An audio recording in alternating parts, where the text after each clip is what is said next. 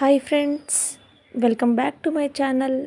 Video first time చూస్తున్న వాళ్ళు ఈ వీడియోని సబ్స్క్రైబ్ చేసుకోండి. 5 నిమిషాల్లో మనం మామిడికాయ పచ్చడి టేస్ట్ చేసేయచ్చండి. చాలా ఈజీగా, డెఫినెట్గా ట్రై చేయండి. ముందైతే మనము మామిడికాయని బాగా వాష్ చేసుకొని మామిడికాయలని ముక్కలుగా కట్ చేసుకోవాలి. కొంచెం లావుగా కట్ చేసుకోవాలి, ఎందుకంటే టేస్ట్ అయితే లావుగా కట్ చేసుకుంటే చాలా బాగుంటుంది. నెక్స్ట్ మనము ఆనియన్స్ కూడా కట్ చేసుకుని దాంట్లో వేసేసుకుందాము. మిక్సీ జార్లో మనము ఈ మిశ్రమాన్ని వేసుకున్న తర్వాత పసుపు, కారం మనం టేస్ట్ తగ్గట్టు వేసుకుందాము. నెక్స్ట్ అయితే మనమైతే సాల్ట్ని యాడ్ చేసుకుందాము. సాల్ట్ని యాడ్ చేసుకున్న తర్వాత ఈ మిశ్రమాన్ని అంతా మనము కచ్చా పచ్చాగా మిక్సీ చేయాలండి. కచ్చా పచ్చాగా అంటే మెదిగా మిక్సీ చేసుకోవాలి. వీడియోలో చూపిస్తున్న విధంగా మిక్సీ పట్టుకోవాలి. మిక్సీ పట్టుకున్న తర్వాత మనమైతే దీనికి తాలింపు వేసుకుందాము.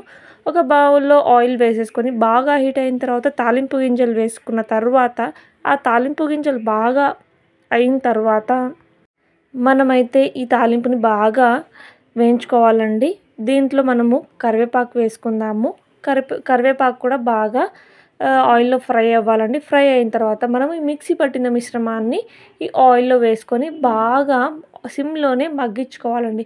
మగ్గించుకున్న తర్వాత మనం దీన్ని అడుగంటకుండా కలుపుతూనే ఉండాలి, ఎందుకంటే అడుగంటిపోతుంది తొందరగా. సో మనం సిమ్లోనే ఈ మిశ్రమాన్ని బాగా ఆయిల్ పైకి వచ్చేంత వరకు మగ్గించుకున్న తర్వాత ఈ మిశ్రమాన్ని మనమైతే ఒక ప్లేట్లో రైస్ అండ్ ఈ పచ్చడి వేసుకొని వేడివేడి అన్నంలో తింటే మాత్రం చాలా బాగుంటుందండి. అసలు మనము కచ్చా పచ్చగా పట్టాం కదా, ఈ మ్యాంగోస్ చాలా బాగుంటుందండి. ఆ పళ్ళ కింద వస్తుంటే మాత్రం సూపర్గా ఉంటుంది.